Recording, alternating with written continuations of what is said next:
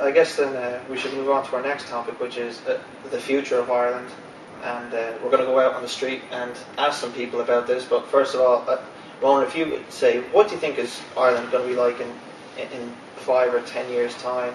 What changes do you think might have taken place? I look at Ireland's. I look, for example, at IDA Ireland. IDA Ireland are in the top 3 in their game in the world. So that's a huge strength for Ireland. And there is a kind of a cluster or snowball effect there as well. So that as soon as you start ticking 3 or 4 in a major sector off, you start ticking 6 or 7 or 8. And they might not all have huge operations here, but they all have relatively significant operations here. Maybe pharmaceutical would be a good example. Pharmaceutical, medical devices, and digital media.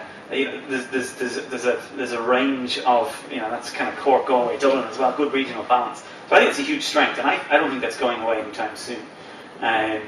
It's my understanding, even though I know I argued on my blog, that corporate tax rate should go up to 15%. But it's my understanding that the corporate tax is more or less in stone until 2022 or something like that. So that's not going away. And the ability of Ireland to tap labour markets across Europe, which is one of the things Google has here. They have a team in Slovak and a team in Estonia. All these things. Those are unique things that Ireland has, and they're not going away anytime soon. So I think that's a huge strength that Ireland will build on. Business investment is more resilient than people think. It's certainly more resilient than consumer investment in cars and houses, and that's going to continue over the next 10 years. That's the good news, I guess. In 10 years' time, where is our health system going to be? Where is our education system going to be? If I couldn't call it education, let's say primary and secondary, where is our third level education system going to be? I think in a couple of years' time we are going to have bonus points back for maths and the sciences, and I think they're going to be big bonus points. I think it's going to be 150 to 200 points max for honors maths rather than 100, because the cost benefit analysis, students are clever, cost benefit analysis of doing those subjects is a lot greater than it is for other subjects, and students know that, and their incentives are to get 600 points or as close there too as possible for the minimum possible effort, and that's what they're going to do. So I think that's one change we're going to see, we're going to need to see, and I think we will see soon enough, is the education system at secondary level changing. Probably more interviews as well for some of the health and medical related professions. I think Ireland is going to run a huge deficit that will only decline slowly.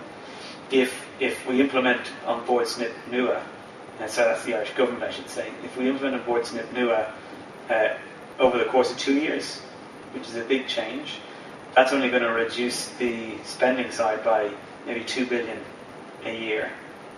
We may get another 2 billion as people go off the live register and other benefits.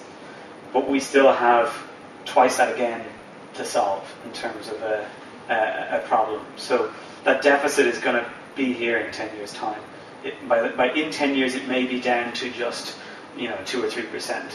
But I would be very surprised if the strength of decision across successive governments, that each will probably have narrow majorities.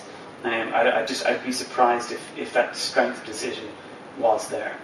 And I don't think in 10 years' time we'll have the kind of tax system we were dreaming about there. I don't think we'll have a tax system that taxes property fairly, that prices and allocates road space and water and carbon and maybe some other things like pollution or air quality. That's not going to be in place in Ireland. We're going to have to learn from others who are the leaders in that space, which is obviously, it doesn't help our reputation as an innovative economy or a knowledge economy. We're going to be learning from others.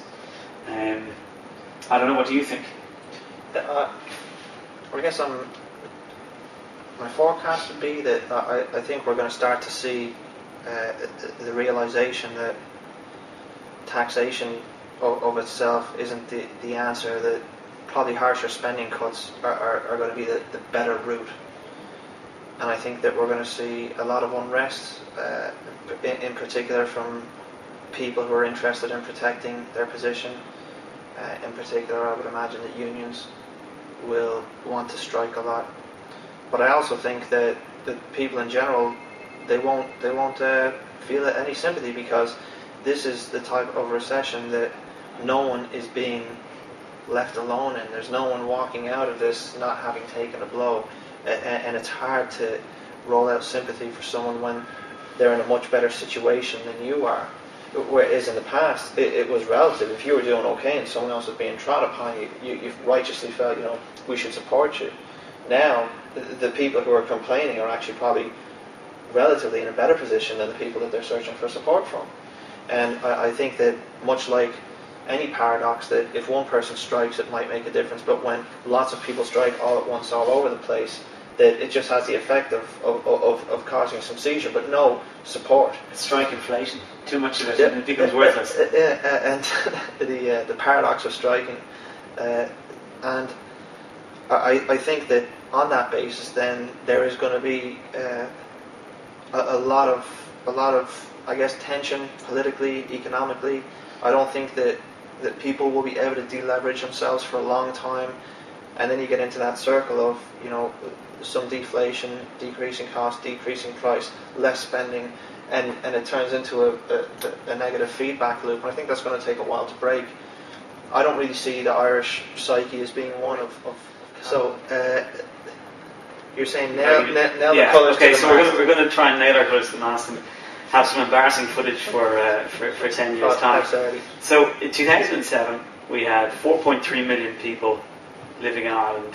We had an unemployment rate of about 4.5%, and we had a GDP per capita measured in kind of those US PPP dollars. GDP per capita was probably around $45,000 a year per person.